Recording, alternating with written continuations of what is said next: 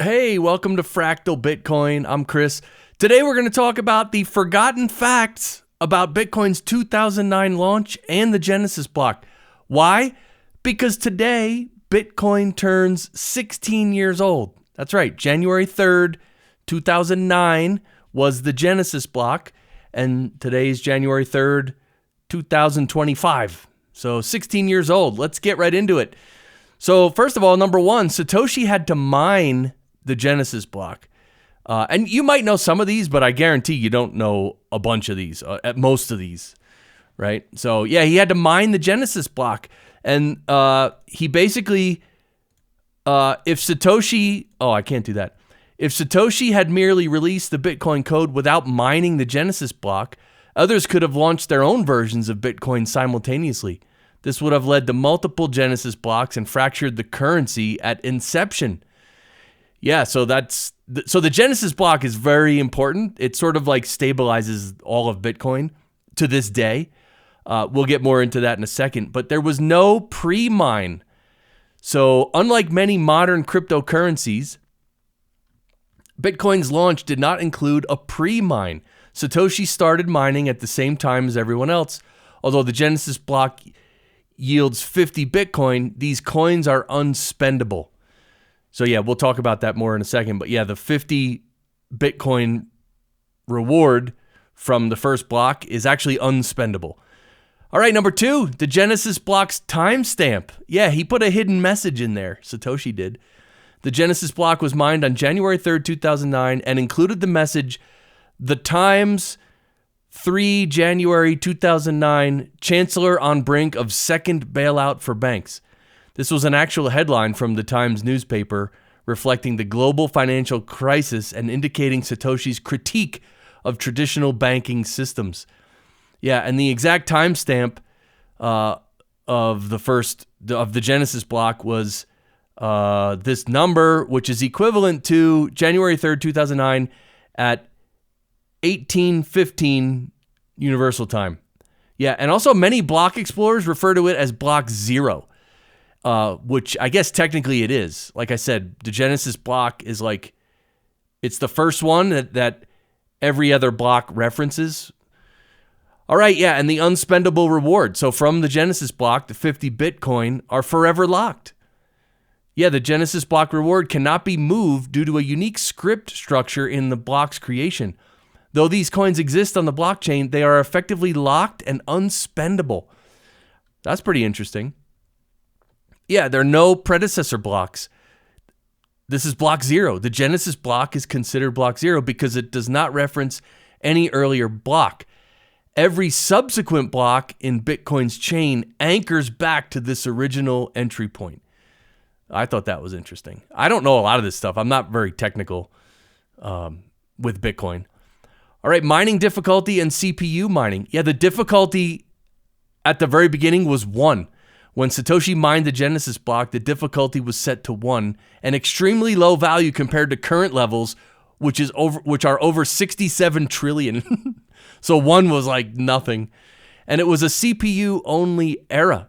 Early Bitcoin mining was done on standard CPUs since GPUs and specialized hardware ASICs were not yet introduced.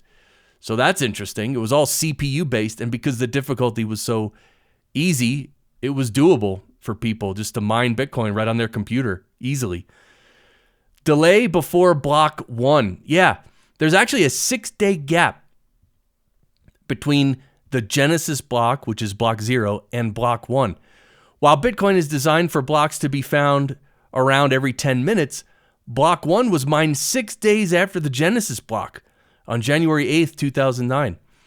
And it's a possible testing phase, right? This extended gap suggests Satoshi may have been testing the software and ensuring network stability before proceeding. So that's interesting. So the Genesis block, and then 6 days later came the first block. All right, and this is about things being hard-coded into the software. The Genesis block is hard-coded into Bitcoin software. This ensures all nodes start from the same foundational point, establishing a consistent ledger from the beginning. And it's the template for future blocks. The block header contains essential elements like version, timestamp, target difficulty, Merkle root hash, and nonce, serving as the model for all subsequent blocks. So yeah, the Genesis block is really important. Satoshi's identity. Yeah, he's the creator, yet unknown. His real identity remains a mystery. Communication was primarily through online forums and emails.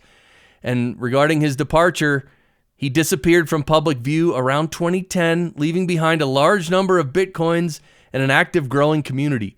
Yeah, he had a little over 1 million Bitcoin. I think 1.1 million approximately, and it's still sitting there. It hasn't moved. It's just sitting there. That's it. All right, the first transaction was from Satoshi to Hal Finney. It occurred on January 12th, 2009, when Satoshi sent 10 Bitcoin to computer scientist Hal Finney. And block number 9, it's known that the block reward from block number 9 was partially used for this transaction, indicating Satoshi likely mined multiple early blocks, if not all of them. But apparently there's no exact proof of that before this 10 Bitcoin that he sent to Hal. And Hal Finney's role, yeah, he was an early collaborator who downloaded the Bitcoin software quickly, provided feedback, and helped test the network. So Hal Finney is an absolute legend. Rest in peace, brother. And the concept of decentralization was born with Bitcoin, right? With no central authority. Bitcoin's design aimed to remove reliance on banks or trusted third parties, empowering individuals with full control over their funds. Definitely a revolutionary vision. This was a novel financial concept in 2009, challenging the long-standing centralized banking model. Yeah, this was unheard of. This was brand new, this whole decentralization of money. So this is one of the things that Bitcoin was, a true innovation, right? All right, influence on future cryptocurrencies. Well, the foundational principles, the Genesis block and Bitcoin structure introduced concepts like proof of work, mining, and decentralized ledgers, which countless cryptocurrencies have adopted, and a blockchain standard. Many subsequent projects use Bitcoin's underlying technology as a framework for new blockchain innovations. Yeah, and tribute transactions, symbolic Bitcoin sends. You know what some people do? Enthusiasts often send small amounts of Bitcoin to the Genesis block address, which is right here, as a tribute to Satoshi and the birth of Bitcoin and the birth of crypto, I guess. Yeah. That's interesting, right? People sending their Bitcoin to an address where it's basically going to be locked up forever, but it's a tribute. All right, the first client release of Bitcoin, the initial Bitcoin software was on January 9th, 2009, 6 days after mining the Genesis block, and there was limited early interest, right? I mean, think about it. You launch something like this, who's going to even know about it? But discussions on cryptography mailing lists was minimal at first, reflecting modest public awareness of Bitcoin's potential. Yeah, no one knew about it, and of course no one cared.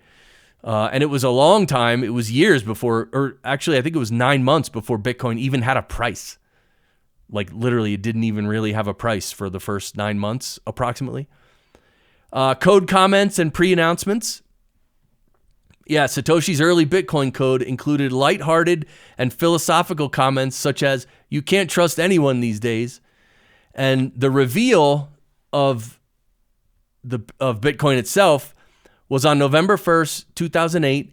And by the way, the day before this, which was October 31st, 2008, that's when Satoshi published the white paper of Bitcoin. And so I guess the next day, Satoshi posted the Bitcoin white paper to the cryptography mailing list, demonstrating meticulous planning before the Genesis block's debut. Yeah, and the last thing we'll cover, again, there's no pre-mine and also Bitcoin's initial value. So yeah, Satoshi launched Bitcoin without awarding himself a large initial allocation of coins. Yeah, this is what pretty much every other crypto does, right? They're centralized and they start their coin and they give themselves like 50% of the coins and then they let other people buy some. But Bitcoin's not like that. There was no pre-mine. Satoshi didn't get anything special, any extra. Yeah, everyone mined under the same conditions. And yet there was no initial market value. Bitcoin did not have a tradable price right away. It took roughly 9 months for the first exchanges to appear, at which point the currency began to be recognized as having monetary value. So I thought these were awesome. It's such a great day, Bitcoin turning 16 years old. There's so much to learn, so much to know. It's really fascinating. It's so fascinating, all these facts and the situation back then. I mean, life was so different back then, right? 2008, 2009. It's hard to even comprehend Bitcoin coming onto the scene, but that's the genius of Satoshi's invention. It's a beautiful thing. So that's it. That's my video for today. Hope you enjoyed it. Please subscribe to the channel, and we'll be streaming the Bitcoin Amigos Bangin' Friday show later today, 4 p.m. Eastern, every Friday, 4 p.m. Eastern, Bitcoin Amigos. And that's it. I'll be back with another Bitcoin news video on Monday. All right, I'll see you. Have a great weekend. Bye.